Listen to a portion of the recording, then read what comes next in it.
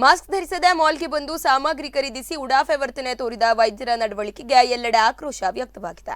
ವೈದ್ಯರ ವಿರುದ್ಧ ಕದ್ರಿ ಠಾಣೆಯಲ್ಲಿ ಎಪಿಡೆಮಿಕ್ ಕಾಯ್ದೆಯ ಕೇಸು ದಾಖಲಿಸಲಾಗಿದೆ.